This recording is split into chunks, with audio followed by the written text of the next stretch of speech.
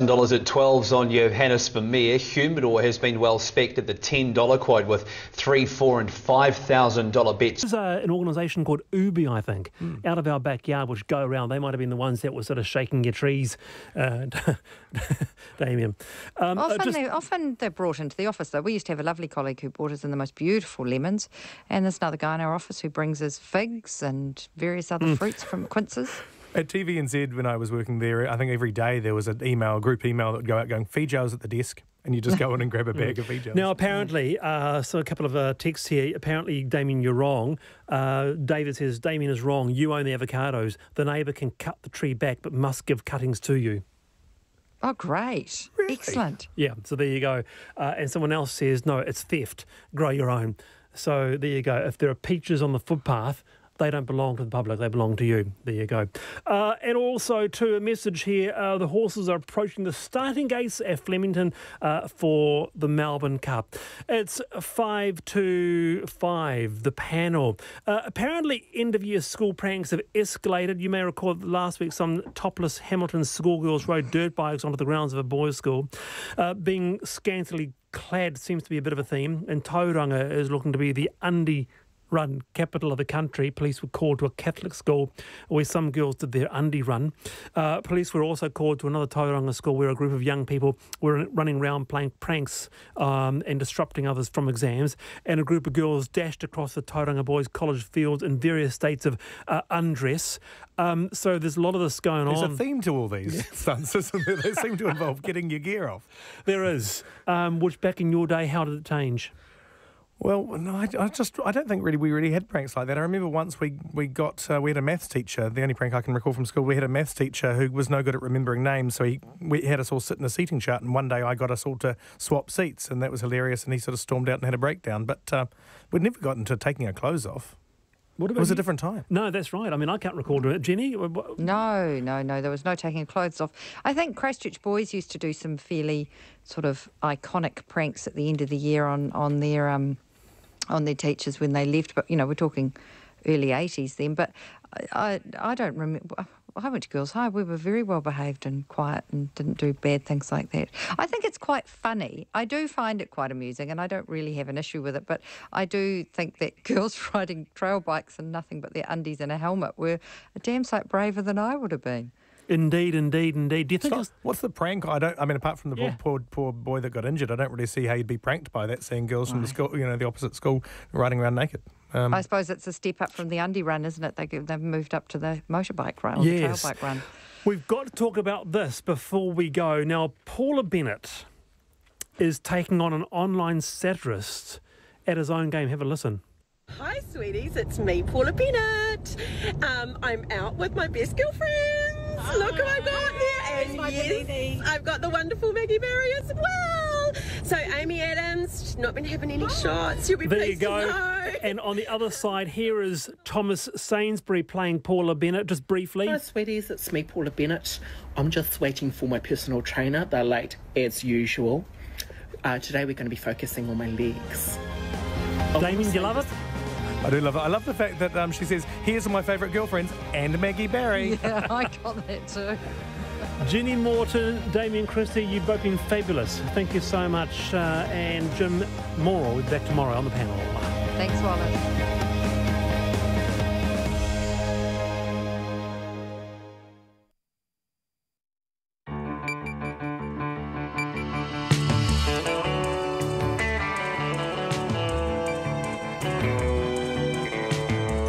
Kia ora everyone, we are going to take the Melbourne Cup live. The horses are just going in to the starting gates now. The race will happen in the next 2 or 3 minutes, so we'll begin with the news, then we'll go to the race the moment it starts. Also tonight, shambolic scenes at Parliament over the election of a new speaker, what was going on and why the US Air Force admits it failed to enter details of Devon Patrick Kelly's domestic violence offence into a government database, which would have prevented him from buying the gun he used in the shooting. Auckland police hunt for a man who stole a woman's purse and phone as she was being cut from her car after a crash. And the latest from Manus, we speak to the lawyer in PNG acting for the asylum seekers. Stay with us, a busy checkpoint coming up. RNZ News at 5 o'clock. No, my Heidi, my good afternoon. I'm Paul Brennan. Labor is denying it was hoodwinked by National after the election of the Speaker turned into a debacle. A hasty deal was struck on the floor of Parliament after National questioned whether Labor had the numbers to get its MP Trevor Mallard elected. With 5 government MPs absent and not sworn in, National saw an opportunity to put up one of its own MPs, claiming a majority in the House. After a hasty consultation, Labor agreed to increase Select Committee numbers, despite it having the numbers to win the vote. National says Labor was disorganised. Labor says it wanted Mr Mallard to have unanimous support and as had been promised, rather than force a vote in a contested election. Winston Peters is launching legal action after his superannuation overpayments were leaked to the media in the run-up to the election. During the election campaign, the New Zealand First Leader admitted that he'd been overpaid his pension for 7 years, but had given the money back. Mr Peters, who's now the Deputy Prime Minister and Foreign Minister, is seeking a disclosure of documents from numerous former National Government ministers, their staff and 2 journalists. The Supreme Court in Papua New Guinea has rejected an application to restore vital services to the detention centre on Manus Island. About 600 refugees are refusing to leave the centre after food, water and power were cut last week when the centre was officially closed. The refugees are resisting pressure to move to other buildings in the island's main town. Lawyers for the PNG government had argued the services were available for the men in the other buildings and that reconnecting the services to the centre would be difficult. The Met Service says the forecast bad weather is starting to set in. A storm is expected to bring heavy rain, snow and gales to the South Island tonight. The West Coast, Otago, Canterbury and Fiordland are expected to bear the brunt, while an associated cold front moves east across the North Island. Meteorologist Tom Adams says rain is starting to set in on the West Coast and winds in parts of the South Island are starting to pick up. Let's go now live to the Melbourne Cup. Max Dynamite midfield early, Johannes Vermeer out well with Boom Time and also Ventura Storm. Max Dynamite behind them, speed from the outside. Hartnell is coming over with also Marmello, Sismontane and Gallant is very deep on the track. So onto the course proper after they complete 400. Boom Time is the leader with Sismontane and Gallant. Marmello behind them, followed by Johannes Vermeer, the inside of Hartnell. Max Dynamite about 7th on the rails. Then Al Mandan, who's 3 wide around Ventura Storm, rekindling on the fence, and then came Single Gaze. Next in the field is Big Duke between horses. Then came Bondi Beach, Wall of Fire. Emily Star is wide and 2/3 down from LeBron as they run past the judge with a lap of the track to go. Red Cardinals trying to slot in on the outside of Humidor. Then came Nikita, 2 further back in the field. 3rd last here is US Army Ranger, and then towards the end of the field, Wicklow Brave. Thomas Hobson is last.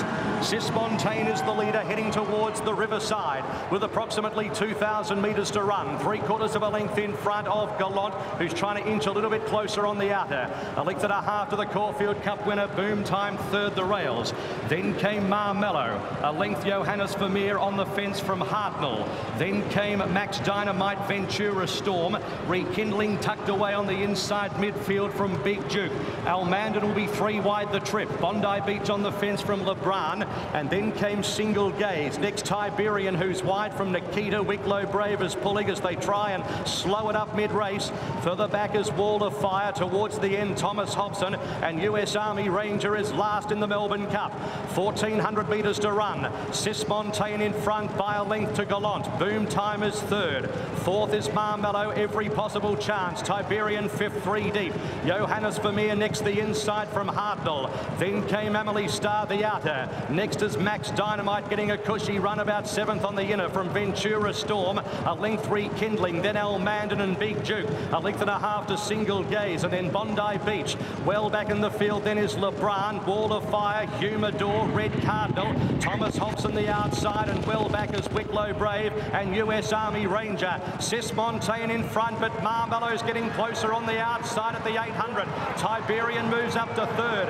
Boom Time behind those in 4th. Johannes Vermeer right behind them. They were followed by Hartnell and Max Dynamite as they run the turn. Next Ventura Storm, Emily Star, one of the widest with Single Gaze. Further back Wall of Fire and Big Duke. Al Mandan's in the pack as well. Sismontane and Marmello straighten for home, approaching the 400 metres. Johannes Vermeer moves up with Tiberian. Max Dynamite then rekindling, followed by Big Duke. Johannes Vermeer takes the lead. metres to go. Johannes Vermeer in front, but here comes Rekindling. Johannes Vermeer rekindling. Max Dynamite back to the inside of the 100. Johannes Vermeer, Rekindling wearing it down. Johannes Vermeer and Rekindling, stride for stride. Rekindling has won the Emirates Melbourne Cup. From in second place, Johannes Vermeer. Third, Max Dynamite. Then came Big Duke. Next, Nikita Wicklow, Brave Marmello, followed by Tiberian. Then LeBron Sismontane. Next, Thomas Hobson, El Mandan. Well back in the field, Humidor, Red Cardinal, Single Gaze, Emily Star, Wall of Fire, Bondi Beach and Hartnell. And Ventura Storm was amongst the tail enders with US Army Ranger. Well, that was an extraordinarily tight race. Rekindling taking it by not even a nose. At the very end, the Melbourne Cup has been won by number 22, Rekindling, one of the favourites, paying $13 on the fixed odds. We would really like to thank our colleagues at Trackside and Sky Sport for allowing us to take that commentary of the most famous race in the Southern Hemisphere, of course, and one of the most famous horse races in the world. The first Tuesday of every November, Flemington, the Melbourne Cup, won by Rekindling. We will be back there later in the program. Let's go to news at home, in fact news at Parliament today. What should have been a straightforward vote to elect a Speaker in Parliament turned into a shambles after National appeared to force Labor to accept a hasty deal over select committee numbers in the middle of proceedings. Now Labor denies this, but whatever happened wasn't as scheduled. The more formalities for the opening of the 52nd Parliament began with the swearing in of MPs. But things took a bit of a bizarre old turn when it came time to vote for the Speaker of the House, and National claimed it had a majority. Here's our political editor, Jane Patterson. I, Margaret Mary Barry, solemnly, sincerely and truly declare and affirm that I will be faithful and bear true allegiance to Her Majesty Queen Elizabeth II, her heirs and successors, according to law. It was all going so smoothly with MPs across the House being sworn in, but things went awry when Trevor Mallard was nominated for Speaker, with National spying a chance. Ruth Dyson. I nominate Honourable Trevor Mallard as Speaker of the House. Point of order, Jerry Brownlee. Mr Acting Speaker, I wonder if you might forestall things for a few moments while a little bit of organisation takes place. If there is not to be the case, then clearly would proceed with perhaps a different result than anticipated. With 5 government MPs absent and therefore not sworn in, National saw an opportunity to put one of its own MPs up for Speaker, claiming a majority in the House. That led to a hasty consultation between Labor and National on the floor, where Labor agreed on the spot to increase Select Committee numbers from 96 to 108. National had criticised the move to reduce the numbers, despite it being happy with the agreement when it supported it in the last Parliament. Its leader, Bill English, says Labor was just shown up by what happened in the House. The government came to Parliament disorganised, didn't know its own numbers, took the risk of losing a vote on the Speaker, the most powerful position in Parliament. As a result of that disorganisation, we've now got an agreement which means that the opposition have the full complement of MPs participating in select committees. Before today's ceremony, National had already agreed to support Trevor Mallard in return for Labor's support of Anne Tolley as deputy. The Prime Minister Jacinda Ardern insists Labor knew it had the numbers but did not want to force a vote. It tends to be tradition that you'd prefer to have all parties supporting the Speaker, and we didn't want to have to ask the Speaker to vote for himself. So look, that issue could have been resolved in Business Committee. It was resolved there. A minor irritation. It's not going to stop the business of this government. The Leader of the House, Chris Hipkins, said they'd taken National at its word. Mr Mallard would be elected unopposed. We had 58 votes today to their 56. However, we were not anticipating a vote because we had previously indicated to them that we would offer them the Deputy Speaker's position rather than the Assistant Speaker position that oppositions have previously had, on the basis that we recognise that they're a large opposition and we wanted some goodwill. He said for Labor it was about the way Mr Mallard was elected. When the presiding officers are elected, they are elected with the full support of the House. So that's Trevor Mallard and Anne Tolley. How did that communication then roll out in the House? How did you become aware that National were potentially going to challenge or otherwise? When Simon Bridges turned around and shouted at Anne Tolley, you're standing for Speaker. So it was just through interjections on the floor that suddenly it became That's correct, clear to you that there might be a problem with that. That's correct, yeah. Whichever party was ultimately to blame, it was an unseemly and untidy way to start the 52nd Parliament, with Labour and National each pointing the finger at each other for the outcome. But in the end, National got its way, and now all of its MPs will have select committee places. This also means government ministers outside of Cabinet will sometimes have to sit on select committees to maintain the majority they have on only 5 of the 12 committees. From Parliament for Checkpoint, Jane Patterson. Now, if all that wasn't enough excitement for one day, New Zealand First Leader Winston Peters is launching legal action after his superannuation overpayments were leaked to the media in the run-up to the election. We'll all remember this. During the campaign, Mr Peters admitted after questions from the media that he'd been overpaid his pension for 7 years, but he'd given the money back. 3 separate investigations failed to get to the bottom of who leaked the information. Mr Peters is now seeking disclosure of documents from numerous former national government ministers, their staff and 2 journalists. Our political reporter Sarah Robson joins us now live from the gallery office. Hi Sarah, what can you tell us about this legal action? So what we know is Mr Peters has served legal papers on a number of people. They include the former Prime Minister and National Party leader, Bill English, his deputy, Paula Bennett, and former ministers, Stephen Joyce and Anne Tolley. As well as those, there's also Mr English's former Chief of Staff, Wayne Eagleson, and National's campaign press secretary, Clark Hennessy. MSD's Chief Executive, Brendan Boyle, is also there, as well as 2 journalists, News Hub's Lloyd Burr and Newsroom's Tim Murphy. What we know is Mr Peters is seeking a raft of information in a process known as discovery. That information includes phone records, emails, draft sort of notes and that sort of thing, and any other documentation. So the serving of the legal papers is a preliminary step in this process, and if any court case does eventuate, it looks like it will be taken under the Privacy Act. Right, all of this has happened this afternoon. Have we heard from anyone involved, Sarah? Mr Peters himself is actually at the APEC meeting in Vietnam, and his lawyer Cliff Lyons said he wasn't in a position to be making any statements. We have heard from a spokesperson for the National Party leader Bill English, and they say that the National Party people named all continue to refute any suggestion they had any involvement in the leak and of the information, and they will be responding accordingly. We don't know whether that means that they might refuse to release any of the information that Mr Peters is seeking, or whether they might defend or fight any legal action that might eventuate from this process. In a statement, Clark Hennessy said that he strongly denies any involvement in this matter or in anything to do with Mr Peters' personal life. When we asked Ms Ardern, the Prime Minister Jacinda Ardern, about this on her caucus run this afternoon, she said that Mr Peters had actually given her a heads up late last week that he would be pursuing this matter. She said she didn't have the full details, but she was aware it would be happening. However, she said it was a personal matter for Mr Peters and she wouldn't be making any further comment. Now, one interesting note, the legal papers were actually signed by Mr Peters' lawyers on the 22nd of September. So, of course, that was the day before the general election. Sarah Robson live from our gallery office. Tim Murphy from Newsroom posted a tweet of a photo of himself on Twitter being served with the papers. All of this happening this afternoon, although, as Sarah said, the papers were signed September 22nd. Lots coming up. We're going to go to PMG, where the Supreme Court has said the asylum seekers at Manus cannot have water, sanitation, food and all sorts of other facilities restored to them there. PMG is now in charge. It's suspected the Defence Force will go in and evict the asylum seekers. All of that coming up. But let's go to Sydney, where there's breaking news. 2 young boys have been killed after a car ploughed into a classroom at a school in southwest Sydney.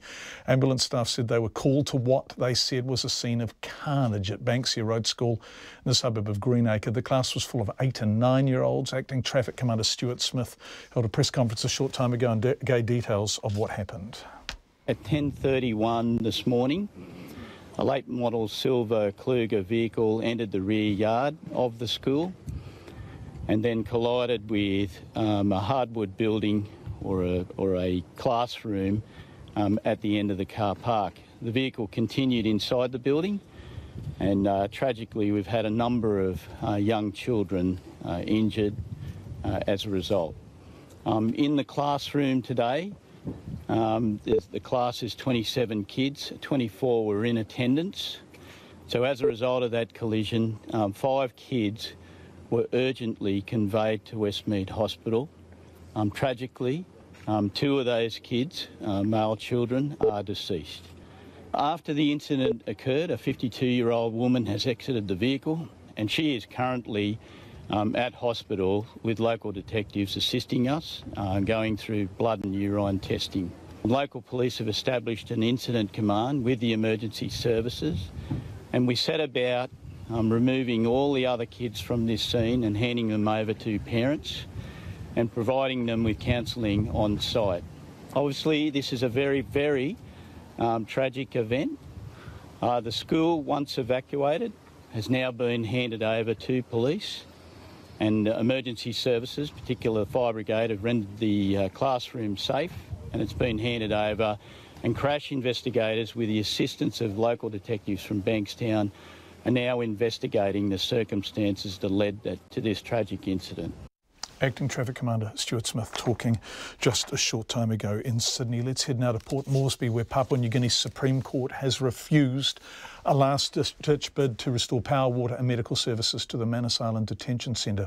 This was a general attempt covering all 600 men still in what was set up as a processing centre, but with a single applicant name, the Iranian refugee Behrouz Boochani. Ben Lomai is the lawyer for the asylum seekers in PNG, and I spoke to him shortly after the Supreme Court's decision. In a nutshell, the Supreme Court refused the application for the injunctive orders to stop the PNG immigration to transfer Behrouz Boochani and other detainees from London to Lorengau. And also, the court also refused to grant orders to restore essential services back to London, and as well as the court refused to restrain the Papua New Guinea Defence Force from possibly removing the detainees on Lombrom. Lombrom is a PNG naval base. The men are still there, and as you heard Ben Lomai say, their attempt to get essential services reconnected so they can stay has been declined by the Supreme Court, which means they now face the possibility of eviction at the hands of the PNG Defence Force into centres nearer the town of Lorengau, where the men believe they face the risk of violence from locals. Now, Ian Rintle is spokesperson for the Refugee Action Coalition in Australia, and I put to him the Australian Prime Minister's assertion that the accommodation the men are being moved to is both safe and satisfactory. Is it?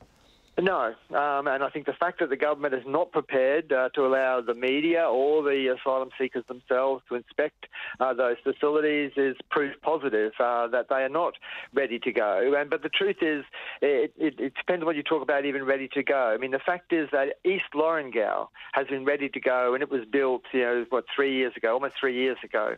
It is not safe. It is a purpose-built facility, holds about 270 people, and they'll take photos about the kitchen and the facilities or whatever in the rooms that are in East Lorengau. But as long as East Lorengau has existed, there have been the bashings, there have been the muggings, there have been the robberies, there have been the attacks even inside the boundary of the East Lorengau Centre. The fact that we can walk to 3 other places on Manus Island does not prove that it's safe. In fact, the proof of the lack of safety is to be found in the bashed heads, in the cracked skulls, the severed arms and severed wrists, of the people who have been forced to live outside the detention centre. That's why people are not going to move. Ian Rintle. So what happens next? Well, as lawyer Ben Lomai told me after the Supreme Court's decision in Port Moresby this morning, that's PNG's decision. The court has made it clear that as of the 31st of October at 5 p.m., the Australian government no longer legally responsible for the asylum seeker. So after the 31st October, 5 p.m., the sole responsibility is legal responsibility is now vested in the PNG government, and so the PNG government should now take proactive steps to try and protect the interests of the detainees on Manus Island. Ben Lomo, the lawyer acting for the asylum seekers in PNG. If there's any further developments there this evening, obviously we will bring them to you. To Texas now, where the US Air Force has acknowledged it failed to enter details of Devon Patrick Kelly's 2012 domestic violence offence into a government database used by gun dealers for conducting background checks. Now, domestic violence offences preclude people from gun ownership. Kelly killed 26 parishioners and wounded at least 20 others inside the First Baptist Church in Sutherland Springs. Officials say because Kelly's conviction wasn't entered, no red flags were raised when he purchased the weapons used in yesterday's massacre. Bridget Burke reports. Hero Johnny Langendorf recounting the moments he saw gunman Devon Patrick Kelly leaving the First Baptist Church in Sutherland Springs yesterday after exchanging gunfire with neighbour Stephen Williford outside. The shooter got in his vehicle and took off. The other gentleman who is a member of this community came, jumped in my truck and said, he just shot up the church, we got to go get him. And I said, okay, let's go. And so from there we blew through this intersection and we started going about 90, 95, keeping up with this guy. The whole time I'm trying to keep the gentleman calm who was in the shooting, and stay on the phone with dispatch so that cops knew exactly where this guy was. It lasted about 10, 12 minutes, the whole chase itself, and then the shooter lost control of his vehicle, ended up in the bar ditch. From then I parked my truck across the road. Me and the other gentleman took refuge behind it, and the other gentleman drew his rifle on the gunman. The gunman never got out of his vehicle. Killer Devon Kelly, who was discharged from the Air Force in 2012 for assaulting his wife and child, was wearing a ballistic vest at the time of the shooting. Neighbour Stephen Williford is understood to have shot Kelly twice outside the church. And when that neighbour came up to you initially, when you were in your car, I mean, were you just like, let's go? I mean, what was that's going exactly through your what head? I said, let's go. There was no thought, no hesitation, nothing. You said there were no thoughts, but you knew the man was armed and you chased after him. There was that fast pursuit. What was going through your mind emotionally? Nothing. He needed to be stopped. That's it. I mean, that's the bottom line, is that he needed to be stopped. He was stopped, and he's not going to hurt anyone else ever again. An autopsy has revealed Kelly, who called his father during the pursuit, died from a self-inflicted gunshot wound. Inside his car were 15 loaded weapons. The FBI has revealed there was nothing in its national criminal database to indicate any red flags about Devon Kelly's gun purchases. I know there's a lot of questions about the FBI NICS system and how did the person get the weapons. I can tell you that for the 4 purchases that he made, the NICS system did their required checks, and there was no prohibitive information in the systems that we checked that say that he could not have purchased that firearm. Among the 26 dead inside the church were 8 members of one family, one of them a baby girl. Kelly also killed his grandmother-in-law, parishioner Lula White, and church pastor Frank and Sherry Pomeroy's daughter, Annabelle. We lost more than Belle yesterday. And one thing that gives me a sliver of encouragement is the fact that Belle was surrounded yesterday by her church family that she loved fiercely, and vice versa. Our church was not comprised of members or parishioners. We were a very close family. We ate together, we laughed together, we cried together, and we worshiped together. Sherry Pomeroy said most of the church's parishioners had been killed, injured, or personally impacted. Our building is probably beyond repair. And the few of us that are left behind lost tragically yesterday. As senseless as this tragedy was, our sweet Belle would not have been able to deal with losing so much family yesterday. Please don't forget Sutherland Springs. Pastor Frank Pomeroy, who has led the First Baptist Church for 15 years, said he was still working through what to say to other grieving families. Christ is the one who's going to be lifted up. And that's what I'm telling everybody. You lean into what you don't understand. You lean into the Lord. And I would submit this to everyone. My family's here and you guys there. Whatever life brings to you, lean on the Lord rather than your own understanding. I don't understand, but I know my God does.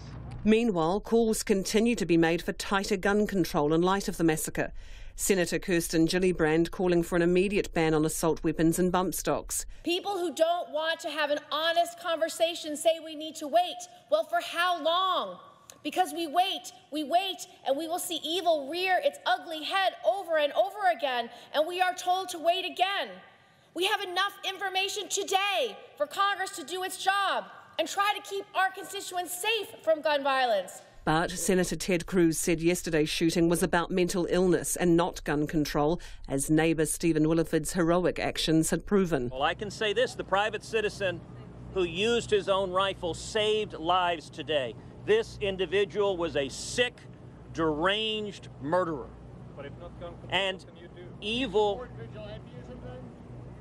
I support the right of individuals to defend themselves. It's a fundamental right that Texans understand, to defend yourself and your family. 10 members of the First Baptist Church remain in hospital, many of them in a critical condition, among them Sue Soto's sister, Rosemary.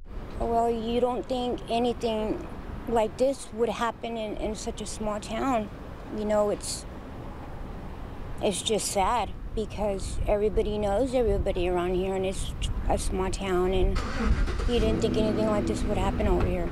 You know, because I tell my sister, why over here? Why this little bitty town where nothing ever happens here? And then all of a sudden that happened, and it's just sad. Police continue to comb inside and outside the church for evidence, and officials have paid tribute to the work of first responders who identified the dead and injured in what the FBI described as an horrific and chaotic crime scene.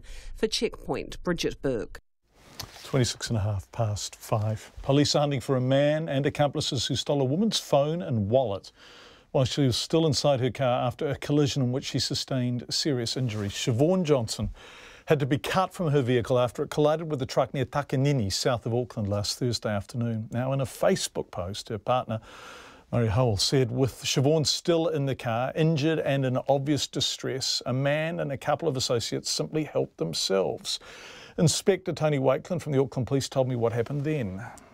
We do have a witness that saw a silver Subaru leaving the scene, and that one of the persons from their vehicle threw out a wallet, minus the credit card, and within 30 minutes, that mail that's been circulated on social media has gone into service stations and the warehouse on at least 8 occasions and made purchases using PayWave. And you know who this person is now, don't you? Well, we do. Our staff have had a look at the CCTV footage, and we're confident that we know who it is, and we're going to go locate that person and speak to them. Were they previously known to you? Oh, at this point in time, I probably can't comment too much on that.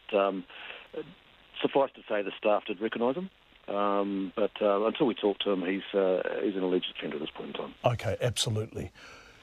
What's not alleged is that someone did this, whether or not it's this fellow. Someone took the wallet in those circumstances and went on a spending spree with the owner of the wallet seriously injured in a car crash not far behind them. What is your assessment of that kind of behaviour? Oh, John, is cowardly and callous. It really is. I mean, I think it shows the two extremes of people in the society. The majority of them on that day were there to look after our victim, make sure she's cared for in a traumatic situation, and then we have these lowlifes that have come along and taken property, taken advantage of the bag being unattended, and stolen property, and then gone on and caused more trauma to her by using it. Yeah, and to her family too, right? Because phone lost, you know. I mean, this suddenly all of this assumes a larger significance, doesn't it? The photos, because of the extent of the injury and the panic the family is feeling. Oh, exactly. I think most of us have seen her partner's social media rant, but you can understand why he'd be so traumatised by it himself. For all the reasons you've mentioned, he'd be shocked at his partner being involved in a crash, and then to top it off, now have these lowlifes using it around the city, coming forward. Inspector Wakeland, I'm going to ask you a personal question that you may not want to answer because it requires a value judgment from me, but let's begin with the simple fact. How long have you been a cop for? 30 years. Right, and in the 30 years that you've been a cop, are you seeing more and more examples of this really terrible failure of empathy, or has that always been part of the mix of what you deal with? It's pretty hard to judge. I mean, there's always been that element of lack of empathy from some of our criminal element, but it's probably a fair comment to say it is getting worse. Thankfully, this sort of incident is not a regular occurrence. I'm sure we do have plenty of thefts and volume crime, but not in this sort of circumstance where we have a person who's seriously injured and someone's taken advantage of that situation. But it's a shame that we do still have people in society that do this sort of thing. Inspector Tony Wakeland from the Auckland Police talking to us earlier.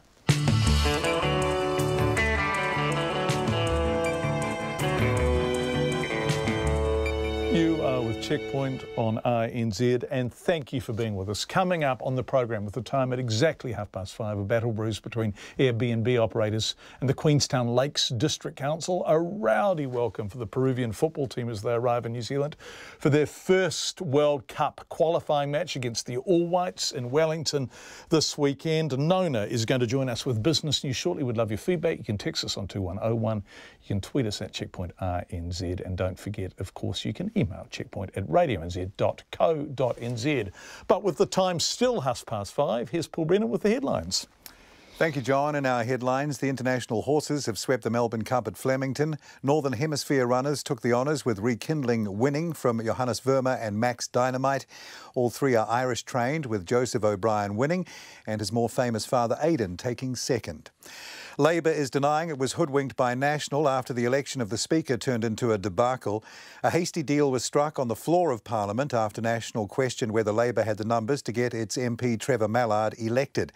With 5 government MPs absent and not sworn in, National saw an opportunity to put up one of its own MPs, claiming a majority in the House.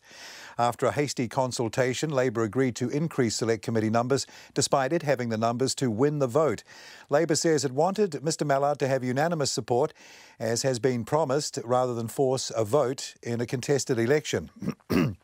Winston Peters is launching legal action after his superannuation overpayments were leaked to the media in the run-up to the election. During the election campaign, the New Zealand First Leader admitted he had been overpaid his pension for 7 years, but had given the money back. Mr Peters, who's now the Deputy Prime Minister and Foreign Minister, is seeking a disclosure of documents from numerous former national government ministers, their staff and 2 journalists. The Supreme Court in Papua New Guinea has rejected an application to restore vital services to the detention centre on Manus Island.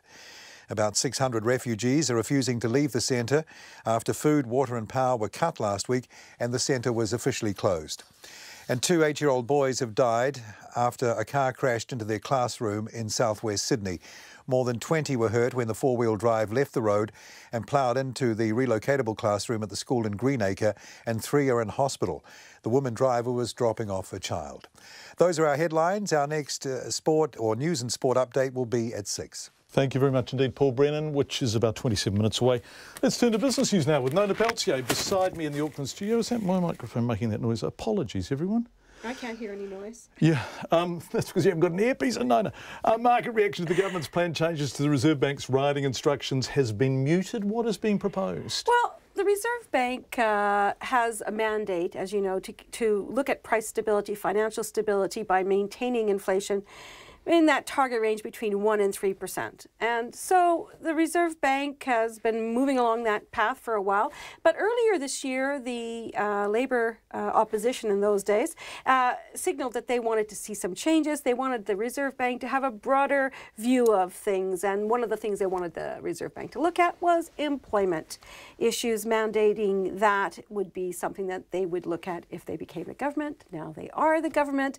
And so this has all been very well signaled. They want the Reserve Bank to consider employment when they look at monetary policy. Now, that's not really that different from what we see in the United States or indeed in Australia. So the market was fairly comfortable with that anyways. In other words, it's not really a great big deal. And as a result, almost nothing really happened today when they announced that they were going to As make you a always change. say, Nona, when you're with us, the market hates surprises, right? Well, this wasn't a surprise. This was signalled explicitly on the record. Exactly. Right. And so as a result of that, the reaction was muted. I mean, the dollar hardly moved. And even though it moved a little bit, that could be more because of what happened to the US dollar, which was down a little bit. So, you know, in terms of how the market reacted, I would say subdued. Is the market concerned? No, not really. So if when the changes are announced, that's we're expecting some two-phase process with changes to be announced probably in the new year. And for now, it's business as usual. Thanks, Nona. What happened with the insurers Tower and Vero? That's all. This is this takeover scheme. It's all come to an end, hasn't it? It's really come to an absolute crashing end. So what happened with that was last year, or earlier this year, we've talked about Tower receiving, first of all, an offer from a Canadian firm, Fairfax Financial Holdings. They wanted to take over Tower. That lifted the share price. Then Suncorp said, oh, wait a minute, we would like to as well. Took a 20% stake in the business and then made an offer of $1.40 a share. The Commerce Commission said, no, we don't like that. Would lessen competition. We think, therefore, Vero, which is the subsidiary of Suncorp, and Tower thought they might appeal that decision. That has now been withdrawn as well. Vero has said we're not going to go ahead with it, even though Tower wanted to. They thought that they had a good case, but Vero thought it wasn't in their interest of their shareholders, and they withdrew after Tower announced today that they were going to go ahead with a capital raising scheme. Now, the details of which have not been announced. Right. We're expecting more on that next week. What the markets do today, Nona? Well, the markets didn't really like Tower's what happened with Tower. So their share price fell 2% to 79 cents. That's well off the $1.40 offer that Vero had on the table. Not much more than half. Yeah, the shareholders won't be happy there. Yeah. Dollars trading at 69.4 US cents, 90.3 Australian, 52.7 pence, so that's better than it was yesterday, and again, that's partly because the US dollar is weaker. The index, overall, the NZX 50 top 50 index fell just 4 points to 8,050. There you go. Thank you very much indeed. The sister of a man who fell 40 metres to his death has asked his carers if they did enough to keep him safe. Her question came at an emotionally charged inquest today in Christchurch into the death of Daryl Richard Kitto. The 47-year-old had an intellectual disability, was subject to a compulsory care order when he fell from a cliff while having his photo taken by one of those responsible for looking after him. Colin Young reports. Daryl Kitto was coming to the end of a court-ordered sentence of compulsory care when he fell to his death at Rakaya Gorge in April last year. He was on a day trip with two carers and asked to stop at the scenic spot so they could get a photo of him next to the Rakaya River. He planned to give the photo to his sister, Helen Duncan. Miss Duncan was at today's inquest and felt compelled to ask questions of his main carer, David Smith, as he gave evidence. She said her brother was clumsy and would not have perceived the cliff edge as a risky place to be. Tell him to be safe, when he was first on the edge. Please be safe, are you okay? Obviously there was a risk. David Smith, who had visited the lookout before, insisted he had warned Mr Kitto to be careful as he walked over a bank towards the edge of the cliff. But he said the true extent of the risk he was taking did not become apparent until it was too late. Well, it seems obvious in hindsight. I can't say I was particularly aware, like I'm standing on the edge of a cliff, rather that there was a slope over the edge. Yes, I was aware of that. Mr Kitto was accompanied to the edge of the cliff by another one of his carers, Kathleen O'Shea. She took one photo of him, but Mr Kitto wanted to take another with more of the gorge in the background. She held his hand to steady him as he stepped closer to the cliff's edge so she could get a better picture. When I looked up, Daryl was stumbling. He looked like he'd lost his balance and I started to move forward to grab him. I thought Daryl went head first over the bank. He was stable when he let go of my hand. From what my memory remembers, Daryl went head first off the bank. No sound, he just went. Kathleen O'Shea said she had no idea of the danger he was placing himself in and didn't realise how steep the cliff was until Mr Kitto disappeared over the edge. She recounted the moment she realised Mr Kitto had not survived his fall. I ran up to the fireman and screamed, "Body recovery or rescue." The fireman said at this stage, "I obviously don't know and I want you to go back to your car because I don't want you to hear anything over the radio." WorkSafe New Zealand subsequently identified the cliff as a significant hazard, and the Transport Agency is now planning to build a fence to prevent a repeat incident. The coroner, Sue Johnson, reserved her findings, but gave an indication of them, saying Mr Kitto's death was an accident. She welcomed plans for a fence, and confirmed Mr Kitto's sister had been given a copy of the photo taken of him just before he fell to his death. In Ototahi for Checkpoint, ko Conan Young tēnei. It's coming up to 20 minutes to 6. Thank you for being with us on Checkpoint. A woman reported her son to the police for having sex with an underage teenager, a jury has heard. The evidence from a senior detective came on the day jurors visited a police cell where the Crown says the 17-year-old was unlawfully held. Now, the detective in charge of the police's child protection unit described the case as unusual as he gave evidence at the trial of his two colleagues, Inspector Huri Moana Dennis and Sergeant Vaughan Perry. Mr Dennis and Mr Perry have denied charges of kidnapping a teenager in what's been described as a mock arrest. Our Auckland court reporter Edward Gay filed this report. Detective Sergeant Neil Hilton told the High Court in Auckland he took part in a meeting with the teenager's family and senior police officers, including Inspector Dennis. I made it pretty clear that I didn't think that it was the best outcome to their situation. How did you make that known? I talked about previous incidents where previous prosecutions that I'd undertaken where we had prosecuted people for underage sex. In this particular case, the age gap was significantly greater, was 20 odd years, and even that had caused huge amounts of breakup within the family unit. Mr Hilton said at the end of the meeting the family agreed charging the 17-year-old with rape was not the answer, but they did want to break the relationship up. He was asked by the Crown Prosecutor Brian Dickey what his view was. I was reluctant to go down that path. It would have been difficult, would have been quite intrusive, and I didn't see, given the age difference between the two of them, that there was a great deal of public interest in pursuing the matter aggressively at that point. The group also discussed the possibility of Mr Hilton meeting with the teenager. I give him a bit of a rev up, for lack of a better word, and that as part of that would be showing him the cells to give him a concept of where he could be heading. Child, Youth and Family were called in to talk to the 15-year-old girl who denied there was a sexual relationship. Eventually, Mr Hilton met with the 17-year-old who also told them there was no sex and he would reconnect with his family. He believed the young man was about to make changes in his life, including moving out of his girlfriend's house. The detective sent a positive update to Inspector Dennis and his mother, but it was not to be. The teenager's mother was still unhappy with her son's relationship and his living arrangement. She also tried to lay a complaint against the 15-year-old girl's mother, asking police to arrest her and stop her son from staying at her house. There were a lot of other issues going on between these two families, of which this was a tool to try and obtain some traction by one of those families. The detective arranged to meet with the young man again, but when the teenager didn't turn up on time, he had to leave for his next appointment. He arranged for Inspector Dennis to meet the teenager, who arranged for a meeting with his grandfather at the police station. The Crown's case is Inspector Dennis went much further.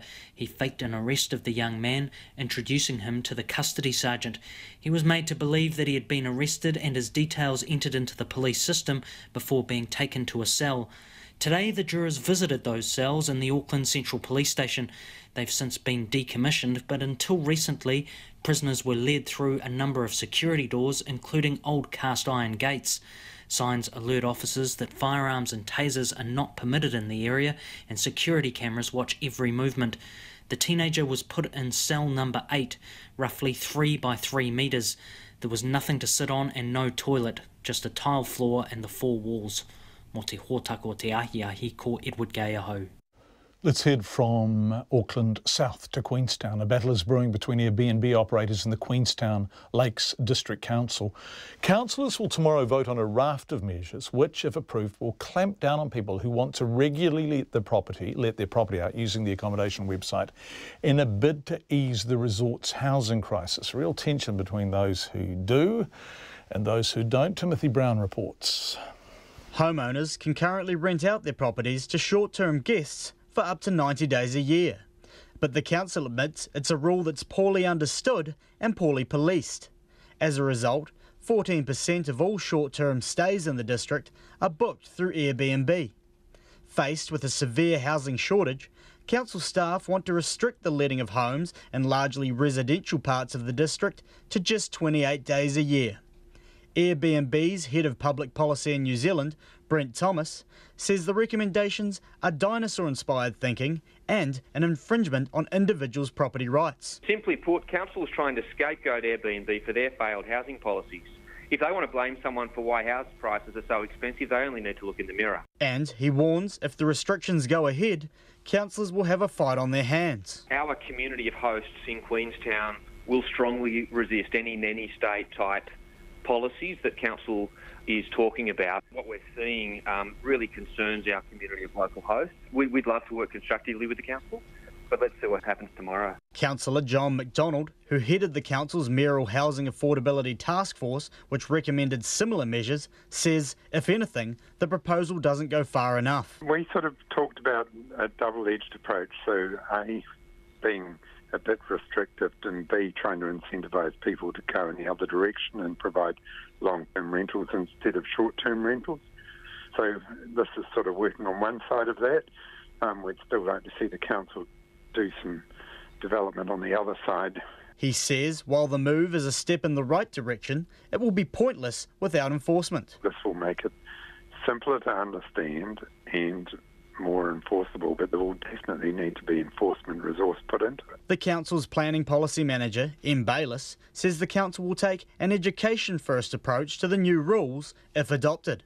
He says the restrictions will allow homeowners to let their houses for 28 nights a year with providers such as Airbnb. We're looking to address the issue of whole houses being what's essentially operating as a commercial hotel in a residential area. He says anyone wanting to rent out their home for more than 28 nights will need a resource consent, but it's unlikely to be granted. However, to cope with the increased demand for visitor accommodation, the council is proposing to take a less restrictive approach to short-term options in high-density, central town and mixed business areas. If adopted, the council will notify the public of the intended changes to the district plan, and residents will have 3 months to make submissions. For Checkpoint, Timothy Brown. Coming up, we're going to look back over the Melbourne Cup. Rekindling got it by just a nose. A hell of a great finish. Ahead of Johannes Verma, we're going to, look back over the great race in a few minutes. But before that, sport of a different sort, and that is the Peruvian football team. Arrived to a colourful welcome at Auckland Airport this morning. Not often you get to say that before their World Cup qualifier against the All Whites in Wellington on Saturday. Despite being ranked 10th in the world, it's been 35 years since Peru last qualified for a World Cup. That's because they've got to get through via South America, right? And they were taking nothing for granted, arriving with an entourage of 60 journalists plus sponsors, officials, supporters.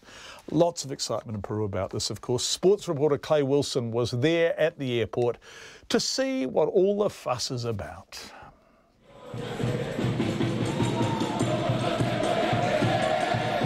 Clad in red and white, a small but colourful and noisy crowd gathered at Auckland Airport this morning to welcome their heroes ahead of this weekend's much-anticipated World Cup qualifier against the All Whites.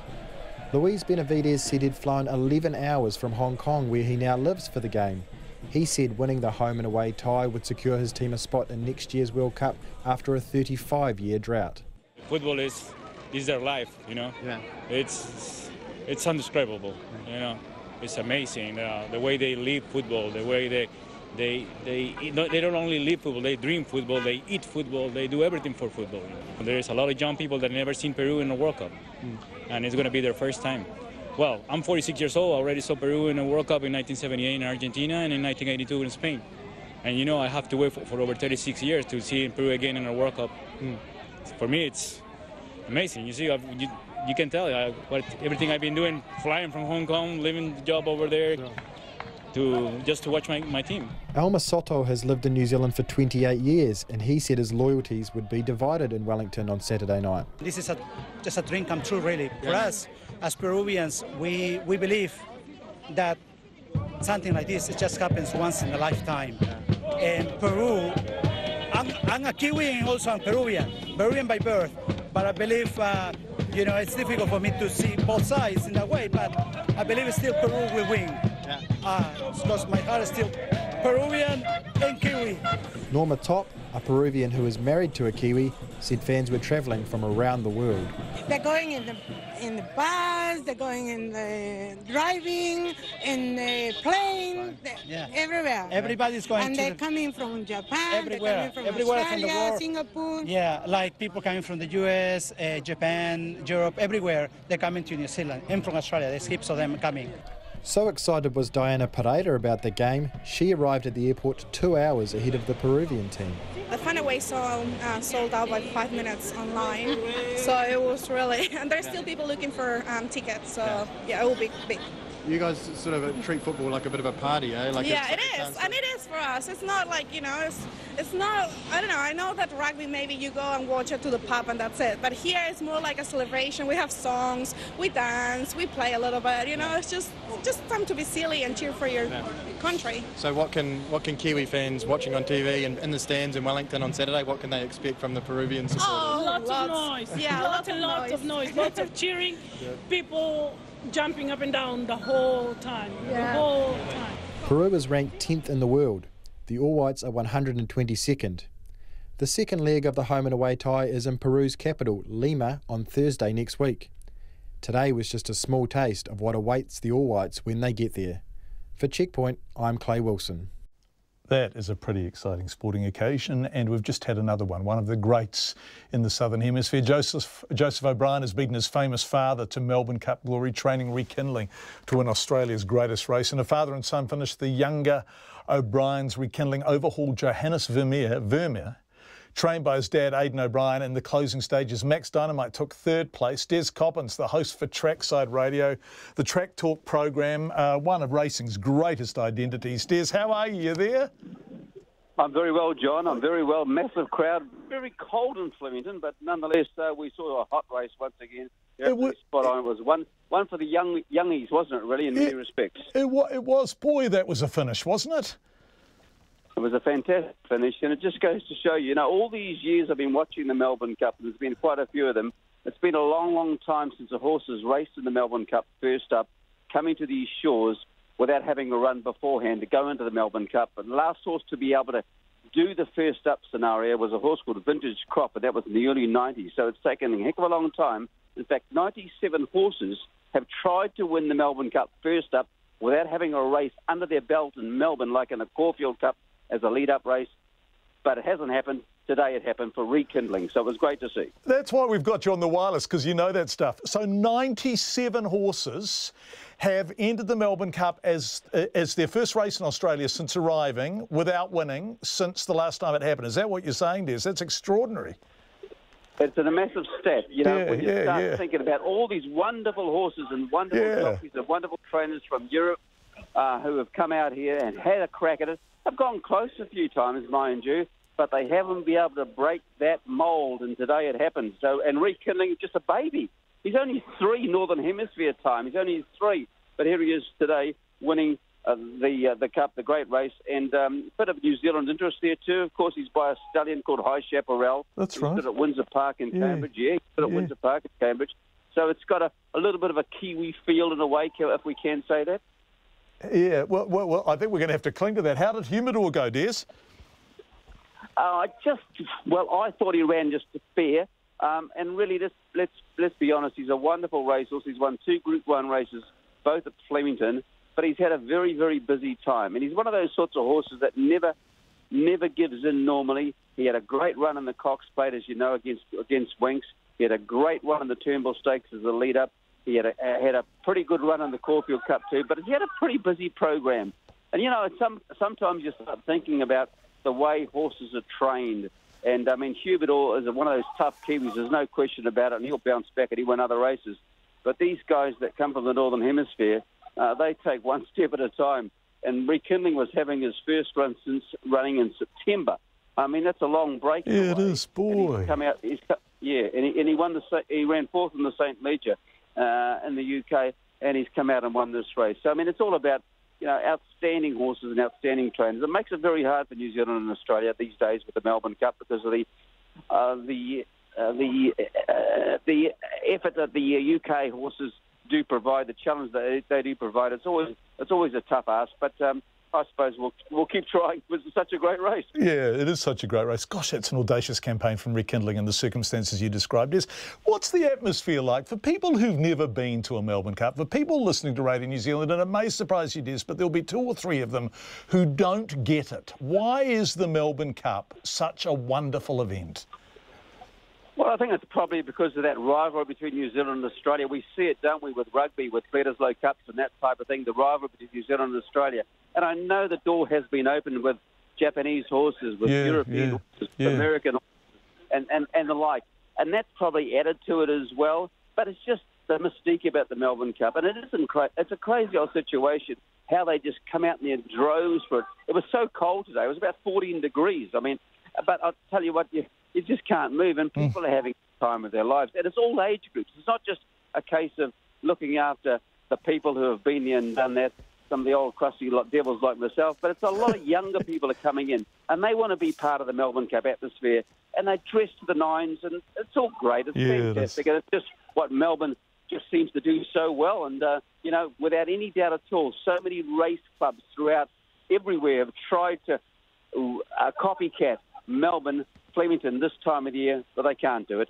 This is the number one. This is the daddy of them all. This is the big race, and people just love being part of it. Yeah, well, we love having you on the wireless. Des, you run a tipping line, don't you? I run a tipping line, yes, and I actually, I did not pick, I'll be honest though, hand on heart, I did not pick Rekindling to win the race, but I wasn't too far away with 2 or 3 other horses that finished pretty close up, Max Dynamite, and also the French horse as well, Johan Vermeers. I thought he would run a pretty strong race after his Caulfield Cup. Yes, I do run a tipping line, and I've been doing that for about 25 years, and it's quite nice. Yeah, so you had 2 of the 3. So you had both horses that play. Good on you, Des. And Des, one final question. You try hard. You try hard in this business. I mean, last year I was very, very, very happy to be able to talk to when Bridget rang me up last year. I said, I was all over Al Mandan, who won the Cup. This year I wasn't all over the horse that won it. But I'm so thrilled for these people, who are just starting out. I mean, the O'Brien name is so well known in the UK. He's an outstanding trainer, Aidan O'Brien, but his son's only just taken up the trainer's licence. He's a tall boy. He used to be a pretty successful jockey, but of course I guess his weight and his height probably got to him at the end. But here he is winning on the biggest stage of all. I mean, he was overcome in the presentation speech too, John. I mean, he was quite overcome, and you could sense this is the start of another career for him. And what a great way to start to win a race like this. Des, we just want to keep you for a couple more minutes. Do you mind? Have we still got you? You don't have anything to do before 6, do you? No. You're a good, okay. You're a good bugger. You're a good bugger, Des Coppins. I want to ask you 2 questions. I want to ask you about Corey Parrish's ride on Boom Time, because he's a fellow we're all really fond of, everyone who loves racing in New Zealand. How did he go? Well, I think he gave that horse every possible chance. He was in a perfect spot all the way. The horse didn't kick on. Maybe his test match was the Caulfield Cup. I think the story about Corey Parrish is so beautiful, because I was talking to Corey on radio not that long ago, John, and I spoke to him and I said, good on you for taking the bull by the horns and having a crack at the big stage that is Victorian racing. He said, I probably had to do it because I wasn't making ends meet. I was 21 and I had a baby, a 4-month-old baby. I needed to come over and probably have a crack. Even if I was just riding track work, I knew I was going to earn more money. And then I did some figures on his riding in New Zealand. In the 10 years he was riding in New Zealand, Corey Parrish, John, accumulated $1.6 million in stake money for his owners. So he got, if you work on 5%, it's not much, is it? Not much at all. So 1.6 mil. So what? 5% of that is 80 grand, Des. He got $1.6 million. Yeah, 1.6 million is stake. Just to show you exactly the variance between New Zealand racing and Australian racing. Yeah, that's why people go across the ditch, isn't it? That's why we lose them. One final question, and it's very important because I'm deeply shallow. What are you wearing, Des Coppins? I want you to describe yourself in magnificent detail, because this is an occasion I know you like to turn out looking good. No, that was my wife she was a Mackay diva in some respects, because who won the Melbourne Cup 3 times, John. She won in 1989 and 1990 and 1991. She was the best dressed lady at Melbourne, and she won it 3 years in a row. Me, I'm just a plain Hugo Boss man, and that's probably me top to toe. Des Coppins, who is a veteran in the business. Thanks so much, Des, for the generosity of time, because it's a big day for Des. So to get him on the wireless and what he doesn't know about horse racing isn't worth knowing. So rekindling, quite an extraordinary finish. And what Des was saying is that normally if you're bringing a horse down from the Northern Hemisphere, you put it in the Caulfield Cup, you give it a race or two beforehand, just to make sure it knows it's in Australia, just to really get it pumped and going. And Des said there have been 97 horses that haven't won the Melbourne Cup that have arrived in those circumstances. No races, straight into Flemington, straight into the big race, but Rekindling did it today. An absolutely audacious campaign from a young trainer and a young horse to take the Melbourne Cup. You are with Checkpoint. Thank you for being with us. It's coming up to 6 o'clock.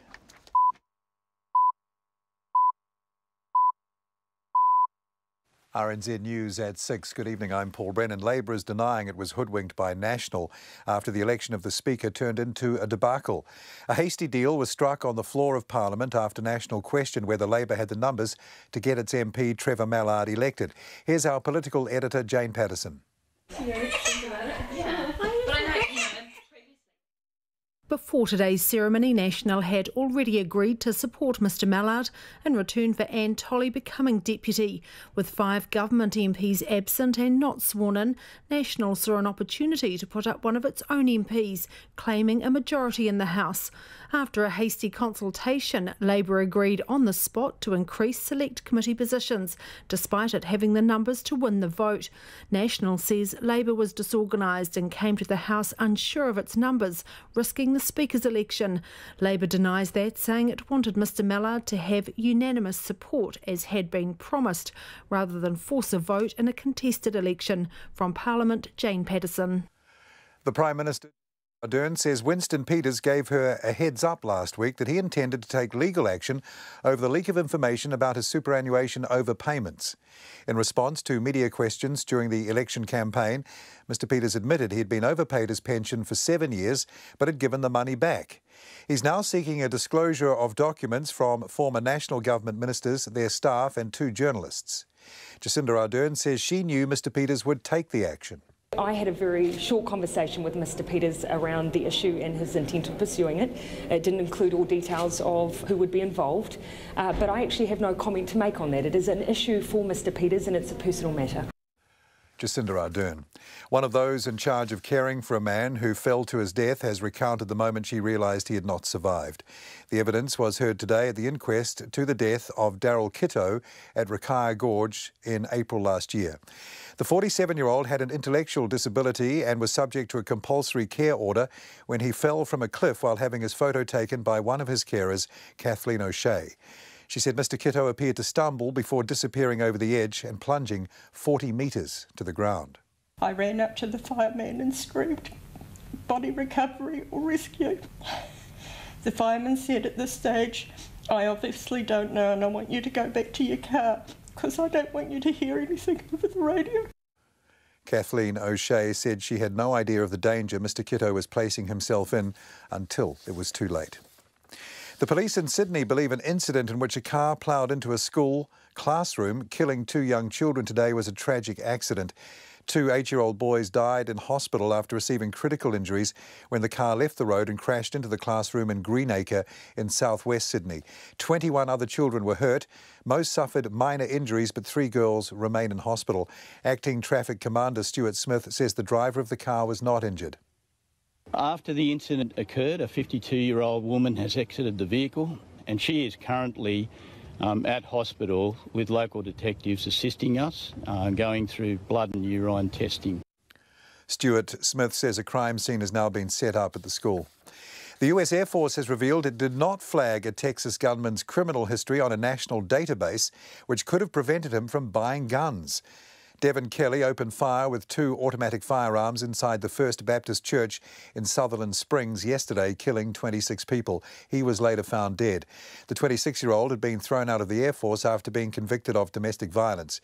An FBI spokesperson, Christopher Coombs, says there was no information in the National Criminal Information Centre database, which is used for background checks. For the 4 purchases that he made, the NICS system did their required checks, and there was no prohibitive information in the systems that we checked that say that he could not have purchased that firearm. Christopher Coombs of the FBI there. The Air Force says it's now investigating why the information wasn't passed on. The country is experiencing a shortage of the HPV vaccine. The vaccine protects against cervical cancer in women and mouth, throat and other cancers in both sexes. The drug buyer Pharmac says there is a global shortage of the vaccine, Gardasil 9, because of delays in its manufacture. It says there are still supplies in New Zealand, but it's working with authorities to prioritise children in school immunisation programs. It says more vaccine should arrive by December. Met Service says the bad weather due to hit the country today is starting to set in. A forecast storm is expected to bring heavy rain, snow and gales to the South Island this evening. The West Coast, Otago, Canterbury and Fiordland are expected to bear the brunt of the storm, while an associated cold front moves eastwards across the North Island. Meteorologist Tom Adams says rain on the West Coast is expected to get heavier later today. But winds are definitely picking up. Rain is spreading in from the west, so it's on its way. It is a fast-moving system, so it's going to be a fairly rapid deterioration in quite a lot of places. Tom Adams says the worst of the storm is expected to hit overnight, but it should clear quickly tomorrow morning, just after 5 minutes past 6.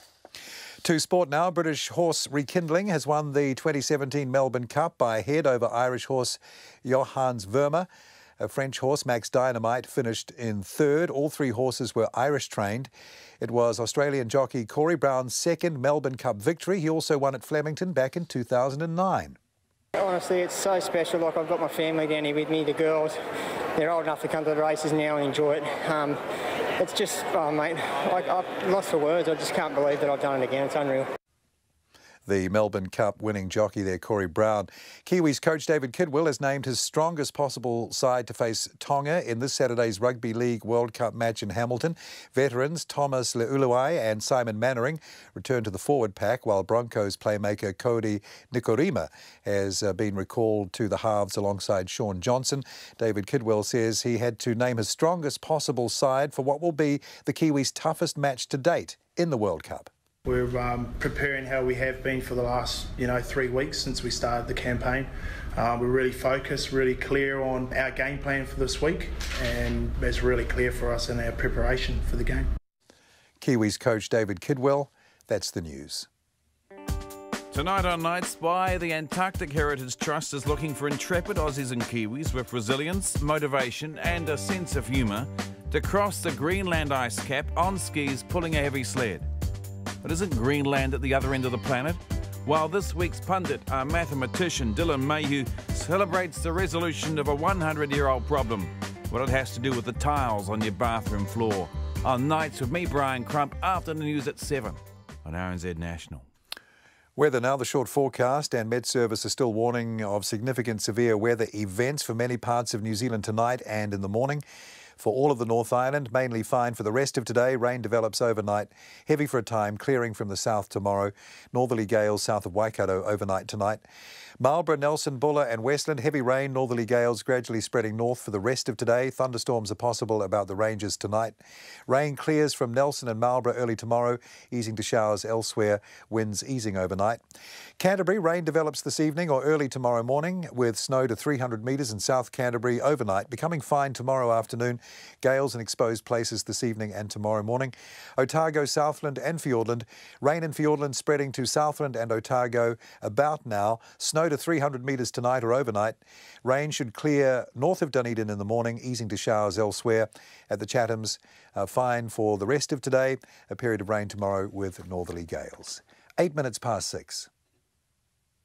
Thank you so much, Paul. Coming up, we're going to look at paid parental leave and the impact it might have on some of the parents who are going to take it or would have taken it given the opportunity. That before 6:30, but let's head back to Texas, the scene inside the small town church, tiny town church in Texas, where a gunman opened fire yesterday, has been described as horrific. Investigators have started removing the 26 victims of the mass shooting in the tiny town of Sutherland Springs, as more is revealed about the killer and his possible motives. David Kelly had been dishonourably discharged from the Air Force with a conviction for domestic violence, had sent threatening text messages to his mother-in-law in the days before the shooting, and was obsessed with a family dispute.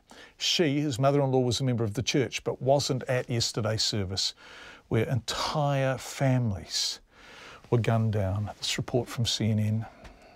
Here in the quiet countryside of Sutherland Springs, Texas, nearly 4% of the town's population was killed inside this small church on Sunday. We laughed together, we cried together, and we worshiped together. When a gunman opened fire during the service, more than 24 members of the church also died together.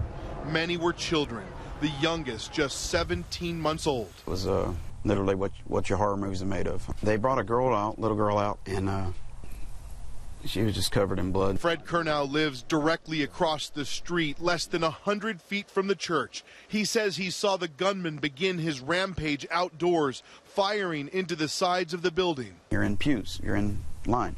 So going to the side, he's shooting straight through there.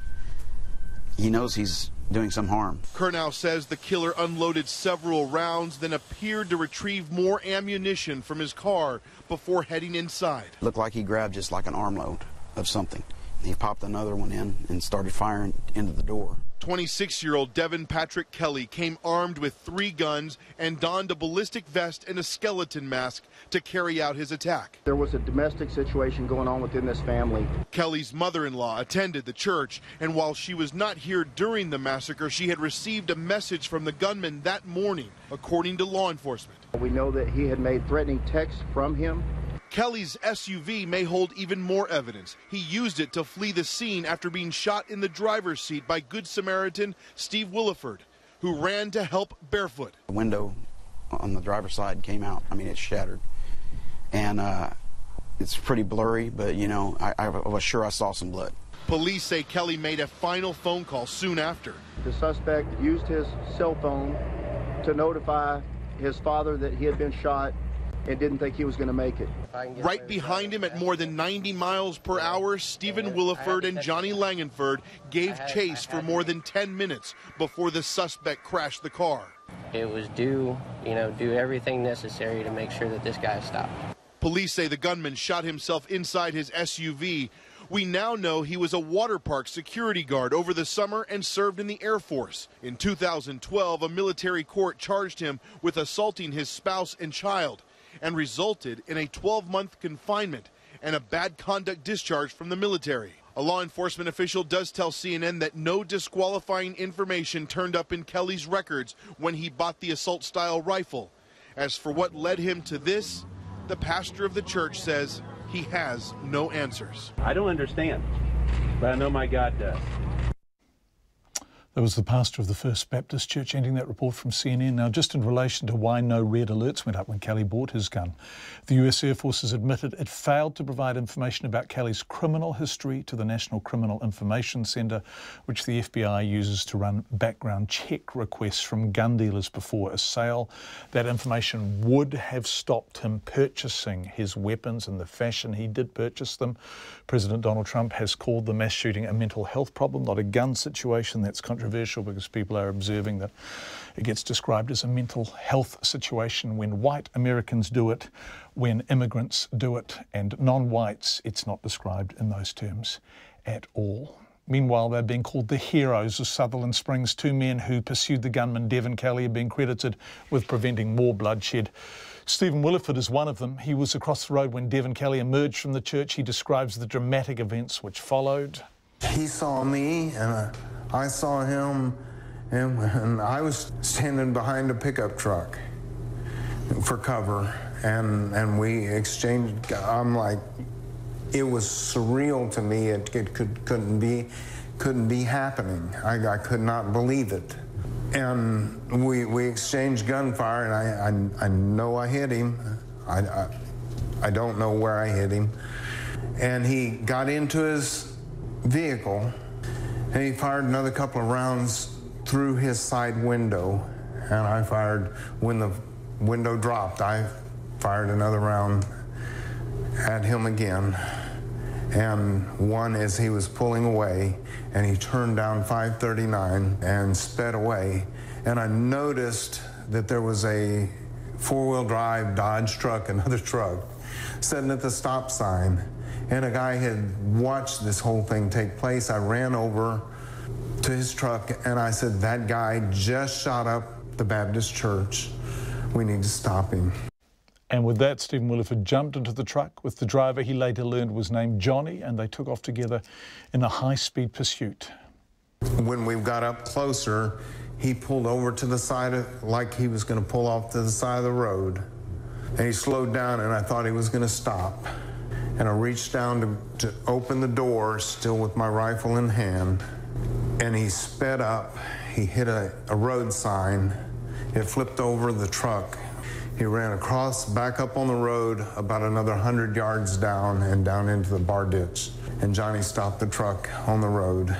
And I told him, I said, get down, get down.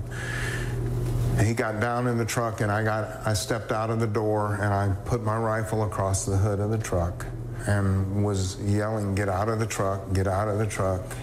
And I never saw any movement or anything from it, but I wasn't going to let him go anywhere. Stephen Williford says they stayed there until the police arrived. Earlier today, investigators confirmed that Devon Kelly died from a single self-inflicted gunshot wound. It's 6:15. You're with Checkpoint on RNZ. A man on trial for a double murder claims he was just doing God's work. The Crown argues he killed the men in an angry rage. Zan Tarapata is accused of murdering 69-year-old Paul Fanning and 47-year-old Paul Matthews in July 2014. Now, lawyers made their closing arguments at the High Court in Auckland today, and Laura Tupor was there. Zan Tarapata killed the two men at their workplace, a pawn shop called Easy Cash in Takanini. Experts agree he suffered from schizophrenia at the time. Mr Tarapata thought the men had had sex with his partner, the mother of his children, Tamara Cassie. In the Crown's closing address, lawyer Richard Marchant said the accused was delusional, in a jealous and angry state at the time and not following directions from God, as the defence argues.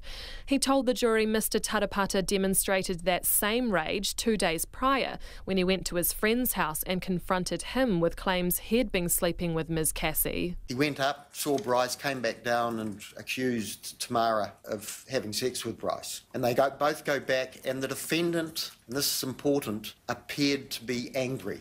And I think all the experts agree that that anger was a result of him being jealous. He wanted to fight Bryce. Mr Marchant says the day after the killings, Mr Tarapata went to Huntly to his father's house and confronted him in the same way, claiming he had slept with Tamara Cassie. The Crown says that it's the same emotions, anger and jealousy, which have him go into the Easy Cash, delusionally believing that Tamara was having a sexual relationship with these men. But the defence lawyer Jonathan Krebs says bookmarking the events around the killings is important for a different reason. This episode is so totally different to what happened at Easy Cash, that its distinction is such that something else must have interceded. There must have been something else to make Mr Tarapata snap in the way that he did. Mr Krebs says in Tamara Cassie's evidence, she said Mr Tarapata was enraged and yelled at her after he had confronted his friend and father. But after he killed the two men at work, he was distant. She said he was engrossed in his Bible in the months leading up to the deaths. She said when she and Mr Tarapata drove away from Easy Cash, he was distant, but his eyes were glued to the Bible. Mr Krebs told the jury Ms Cassie said she had never seen him like that before. He wasn't like that in the Bryce episode. He wasn't like that when earlier on he had asked her if there was anything going on with Mr Fanning and Mr Matthews. He wasn't like that on any other occasion. He wasn't like that when he came out from the back. Something was happening in his head at the time that he was out the back, and the defence said it was the command from God. That was what was operating on his mind at the time. He accepted the command and he went about doing God's work. 8 months after the killings, when Mr Tarapata spoke to the police, he said God commanded him to do it. Ms Cassie echoed that statement when she gave evidence in court. But prosecutor Mr Marchant says it was never mentioned in the 6 statements she gave to the police. Mr Krebs says Mr Tarapata cannot be guilty of double murder for reasons of insanity. Mr Tarapata, ladies and gentlemen, was so disordered in his thinking that the time he acted to kill the two Pauls, he lacked the capacity to be held responsible for the crime he otherwise committed. The judge will sum up tomorrow before the jury gives its verdict. Mō te hōtaka o te ahi ko Laura Tupou aho. Coming up to 90 minutes past 6. A group of first-time mothers in Kapiti, just north of Wellington, of course, wish paid parental leave had been extended sooner. Now, extending paid parental leave from 18 to 26 weeks by 2020 is to be the first item on the government's new legislative agenda. The leave is a person's normal pay, up to a maximum of $538.55 a week. Laura Dooney went to find out what that means to new mothers.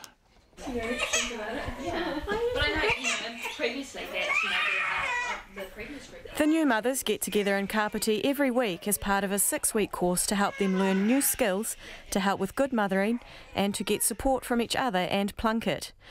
They say they are fortunate to not have to rush back to work after their 18 weeks of paid leave runs out. But a woman who declined to be named says paid parental leave has been crucial to her family's financial situation. Right now it pays our mortgage, but I think it ends after this week, so we'll have to actually start thinking about budgeting. I'm an accountant though, so we'll be fine.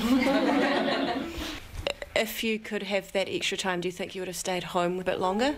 Yeah, definitely trying to do another month or two if we had the money to go with it.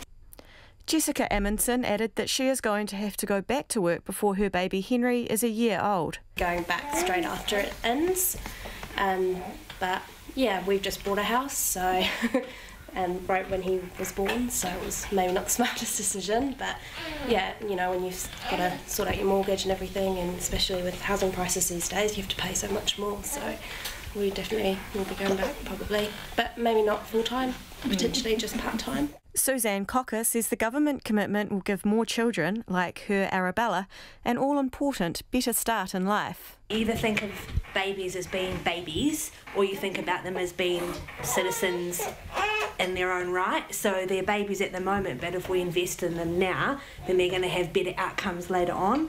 And to be able to put in some really good effort and have some really clear time with your kids when they're growing their brains at that most crucial time has got to be really important. The nurses' organisation backs the government move to extend paid parental leave.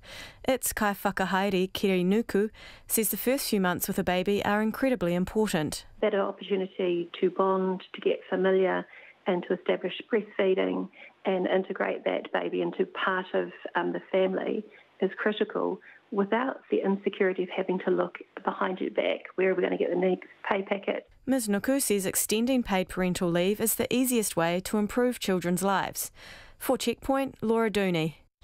Coming up to 22 minutes past 6, we're going to return now to Port Moresby, where where the Supreme Court in Papua New Guinea has refused a last-ditch bid to restore power, water and medical services to the Manus Island detention centre. We had Ben Lomai, who was the lawyer acting for the asylum seekers in PNG, on the program earlier. That is now available online. In short, what he said is this is a comprehensive rejection of their case to have power, water and medical services, sanitation, etc. switched back on so they can stay in what was set up initially as a processing centre. It's become their home for years. Now, this was a general attempt covering all 600 men who are still there and are desperate not to be evicted now, but it was a single applicant named. That was the Iranian refugee Bariz Buchani. Now, he obviously lost. He said earlier the detainees are accustomed to being deprived of justice. We, the refugees in Manus, are outside of law and justice. There is no justice for the refugees, and we are used to the court decision going against us. It is so frustrating when Australia is obviously violating human rights in Manus prison camp.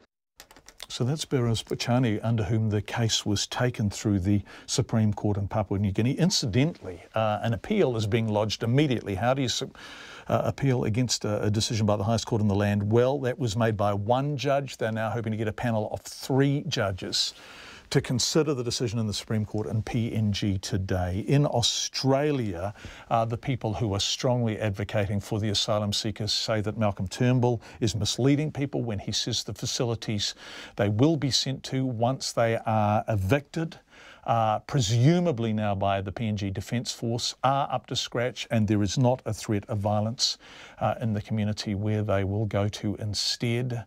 That is hotly disputed.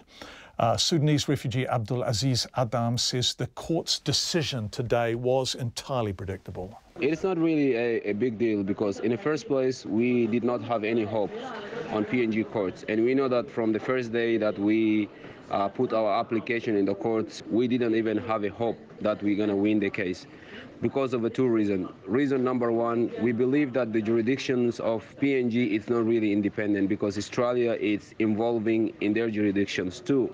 We know that Australia now, they are politicizing our case. So every time when we go to court, they are trying to put a pressure on the authority, PNG authority, and then they are turning all the decisions of the court against us. Our message is clear to the rest of the world. We are determined to stay in here.